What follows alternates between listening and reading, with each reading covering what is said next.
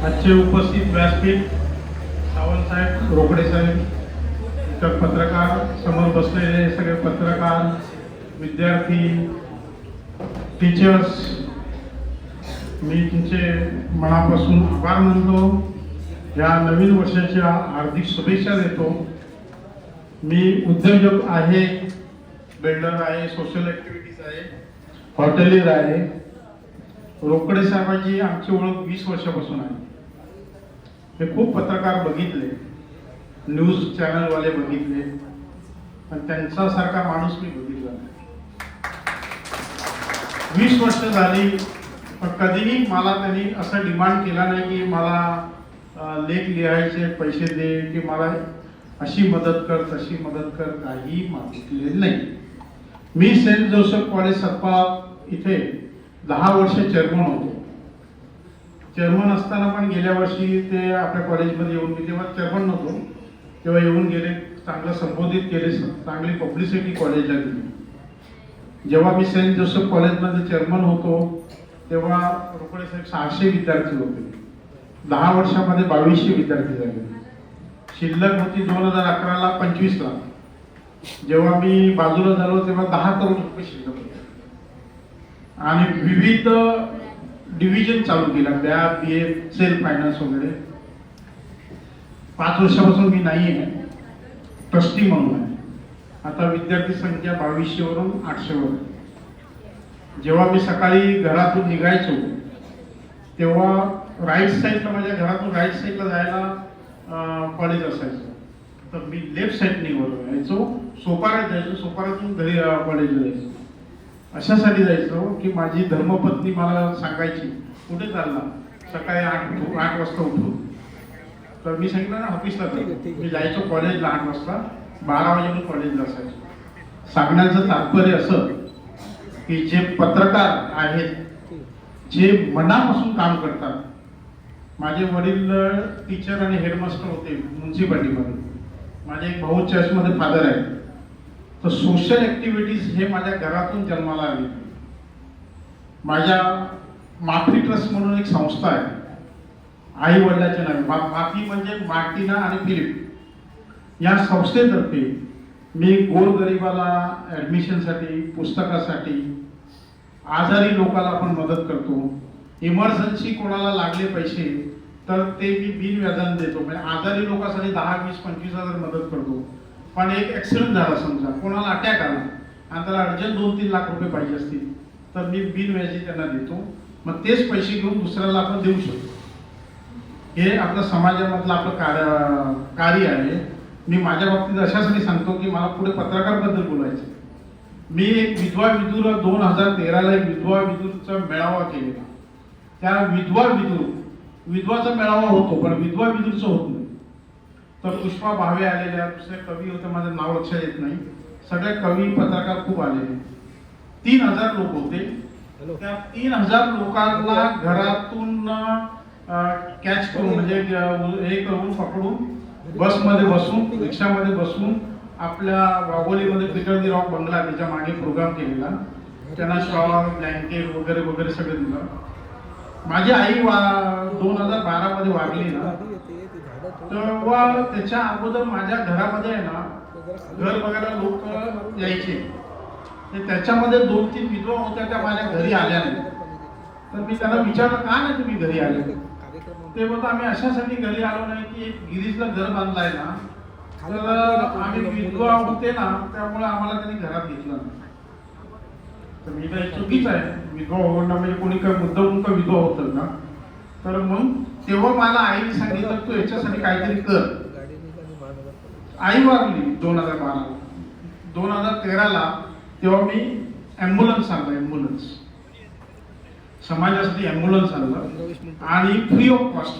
फक्त त्यांनी डिझेल भरलेलं माझी ॲम्ब्युलन्स आहे, ती पुन्हा भरून द्यायची, भरून दिलेली पुन्हा भरून द्यायची.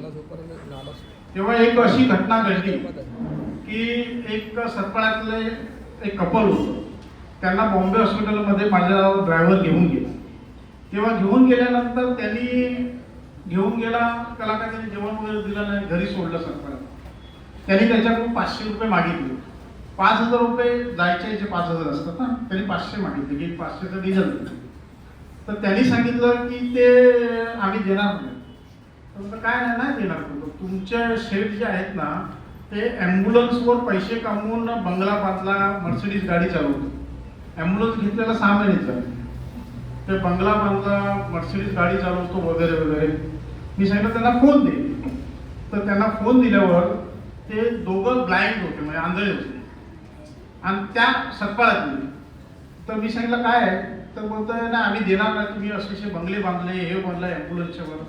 मी सांगितलं बाबा आधी आता मी 6 महिन्यापूर्वीच घेतलं ना, बंगले बांधून टाईम झाला. तर तेव्हा मी ती गाडी त्यांना सांगितली की ती ॲम्ब्युलन्स त्याला देऊ नको, त्याला पैसे दे पाहिजे. ती ॲम्ब्युलन्स घेऊन जा संजीवनी हॉस्पिटलमध्ये दे. संजीवनी हॉस्पिटलचे चेअरमन महेश देसाई हे माझे मित्र आहेत. मग ती नेऊन मी ॲम्ब्युलन्स तिकडे दिली. म्हणजे सोशल ॲक्टिव्हिटीज मला करताना लोक आपल्याला विविध उपमा देत असतात. आज पत्रकार आहेत, आता तुम्ही पत्रकार जमलेले आहेत, तर पत्रकार 99% पत्रकार खूप चांगले असतात, खूप म्हणजे खूप चांगले. पण 1% पत्रकार जो असतो तो आम्हाला ब्लॅकमेल करत असतो. आयुष्यामध्ये मोठा होत असताना कमी जास्त होते, हातातून काही चुक्या झालेल्या असतात, सगळ्यांच्याच होतात.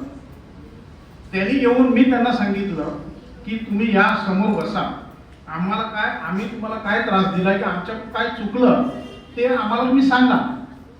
ते सांगत नाही, चुकलं काय नाही, पण आम्हाला तुम्ही आज पिवळं शर्ट का घातलं, आज लाल शर्ट का घातलं, तुम्ही मर्सिडीजमध्ये फिरवता आम्हाला मर्सिडीज उभी करत नाही, तुम्ही आम्हाला रेस्टॉरंटमध्ये बिल भरत नाही, तुम्ही आम्हाला दारू देत नाही. 99% पत्रकार खूप चांगले, पण 0.1% आहे ना, जसे पोलिसा बाबतीत तसं असते ना, तसं 0.1% पत्रकार तुमचं नाव खराब करतात. माझ्याकडे आता मी गेल्या वेळी दुसरी ॲम्ब्युलन्स दिली 10 लाख रुपयाची संजीवनी हॉस्पिटल. तर आपले दिलीप दाबडे साहेब आले, त्यांनी माणूस पाठवलं व्हिडिओ वगैरे करा आणि त्यांनी यूट्यूबवर टाकलं. तर मी त्यांना सांगितलं तुमचे किती पैसे झाले. तो बोलतो पैसे 1 रुपये ना, जे तुम्ही काम करता ना ते आम्हाला लोकांना दाखवायचं. आता आपल्या रोकडे साहेबांनी मला सांगितलं की तुम्ही माझ्या मुलीचा लग्नाचा जो अहेर पडतो ना डोनेशन, तो मी 11 लाख नेऊन दिला कार्डिनल हॉस्पिटल. मुद्दा 11 लाखाचा नव्हता. तर सगळे चॅनलवर आले, आज तर जी न्यूज पासून स्टार, ते बोलता आम्हाला तुमची मुलाखत घ्यायची. तर मी सांगितलं काय झालं. तर मुलाखत अशी घ्यायची आहे की तुम्ही 11 लाख रुपये दिले, मुलीचे जमा झालेले, तो इम्पॉर्टंट भाग नाहीये. लोक खूप डोनेशन देतात, पण जे इंटेन्शन आहे की लोकांनी आपलं लग्न झाल्यानंतर लोक विसरतात, मोठ्या मोठ्या लोकांना पार्ट्या देतात. पण तुम्ही संजीवनी हॉस्पिटल, कार्डिनल हॉस्पिटलला तुम्ही जे डोनेशन दिलं ना, तर हा सगळा संदेश मला दुनियाभर आम्हाला पसरवायचा आहे. आणि तदनंतर त्या 7 दिवसानंतर एक अपंग मेळावा आम्ही भरला. फादर मायकल जी आहे, सिंथिया बॅप्टिस्ट आहे. तर 1000 लोक माझ्याकडे 14 फेब्रुवारी 2021 आले. तर त्यांना घरातून घेऊन त्यांना खाणं पिणं किंवा त्यांच्याबरोबर खेळणं संपूर्ण दिवस. जसं आपण प्रोग्रामला लाखो करोड रुपये खर्च करतो, तसे आपले पत्रकार बंधू आहेत, तसे आपले अपंग बंधू आहेत, ह्यांना कशी आपल्याला मदत करता येईल. पैसे आपण कमवतो, पैसे कमवल्यानंतर ते काय सगळेच पैसे आपण काय घेऊन जात नाही वर, आणि सगळेच पैसे का मुलामुलीला काय लागत नाही आपल्याला. त्याच्यातून काय खर्च पत्रकार करता, लोकांकरिता. तुम्ही इथे जे बसलेत ना, मला तुमच्या चेहऱ्यावरून किंवा तुमच्या बोलण्यावर वागणून तुम्ही नॉन करप्टेड आहे, ब्लॅकमेलर नाही आहे, हे मला तुमच्या चेहऱ्यावरून दिसते.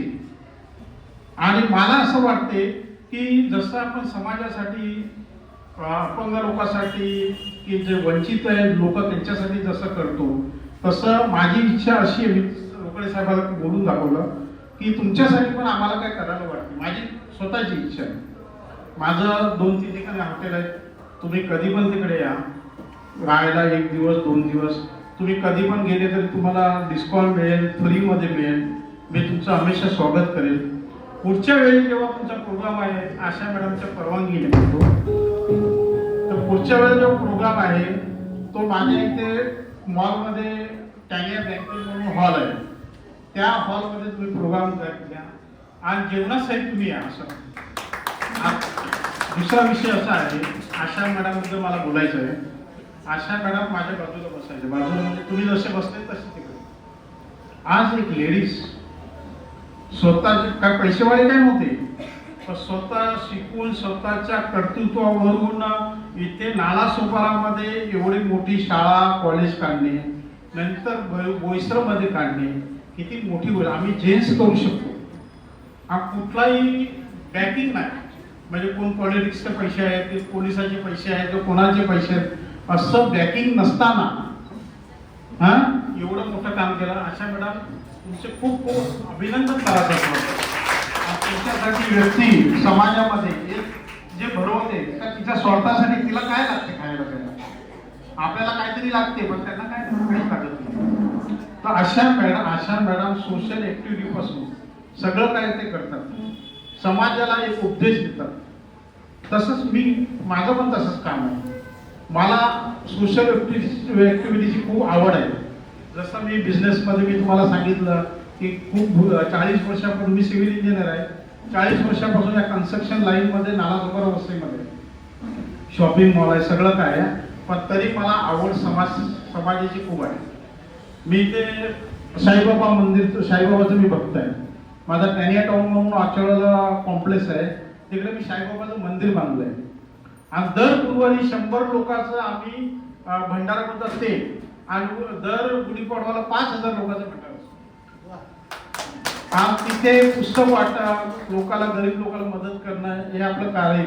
लोक पहिलं मंदिर बांधतात, जैन मंदिर बांधतात, शाळा बांधतात, मग बिल्डिंग बांधतात. मी सगळं पूर्ण केल्यानंतर मंदिर बांधतो. तुम्हाला एवढंच सांगायचं आहे की शिर्डीला तुम्ही कधी पण या. माझं चांगलं हॉटेल आहे, 762 हॉटेल आहे, त्याच्यामध्ये नंबर 1चं आपलं हॉटेल आहे. तुम्हाला सगळ्या पत्रकाराला फ्री ऑफ चार्ज पाहिजे तर मी तुम्हाला इथून घेऊन जाऊन पुन्हा इथे सोडेल, पिकअप आणि ड्रॉप. कारण तुमचं बघा पत्रकाराचं काम आहे ना, लोकांना दुनियाला दिशा देण्याचं काम आहे. आणि तुम्ही ज्या हिशोबाने, कारण आता कसं झालंय डिजिटल झालंय, तरी पण तुम्ही याच्यामध्ये आहे. मी ऑनलाईनवर सगळे पेपर्स वाचतो. तर तुमचं लोकांना दिशा देण्याचं काम आहे आणि निस्वार्थीपणाचं काम आहे. तुम्ही दुसरा धंदा केला तर लाखो रुपये कमवू शकता, पण याच्यामध्ये पैसे कमवण्यासाठी येत नाही. तुम्हाला आज तुम्ही आले, तुम्हाला आवड आहे म्हणून येते.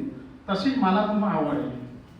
कुठल्याही गोष्टीसाठी माझी माफी ट्रस्ट आहे, मी कन्स्ट्रक्शन लाईनमध्ये आहे, त्याच्यामध्ये पण तुम्हाला काय मदत लागेल आणि दुसरं इतर कुठल्याही गोष्टीसाठी मदत लागेल तर मी सदैव द्यायला तयार आहे. आज मला बोलवल्याबद्दल रोकडे साहेब, तुमचे साहेब, सावंत साहेब, सगळ्यांचे मी मनापासून आभारी आहे.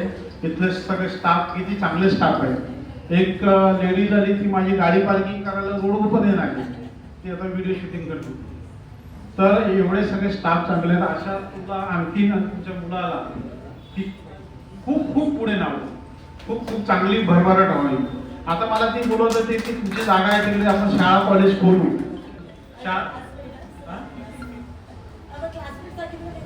सांगितलं ना, वर्ग असं बाजूला बसवत होते, सांगितलं ना. तर खूप आता मला बोलते आपण शाळा कॉलेज एकत्र काढूया. माणसाचं कॉमन वय असते 75, आता मी 60 वर्षात झालो ना. तर आता मला मी सांगितलं मला जगू दे, जरा मौत मजा करू दे, दुनियाभर घेऊ दे, आता कुठे धंदा करायला लागतो ते. ते बोलतो आपण पुन्हा शाळा कॉलेज तू कर, आम्हाला आमचा धंदा करू दे, तू तुझा धंदा कर, माझी जागा घेऊन तू कर, पण मला इन्व्हॉल्व करू नको. Thank you very much. मी तुमचा खूप वेळ घेतल्याबद्दल आभारी.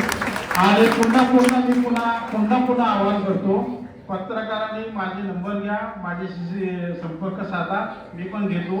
कुठली मदत लागली ती मी अहोरात्र करायला तयार आहे.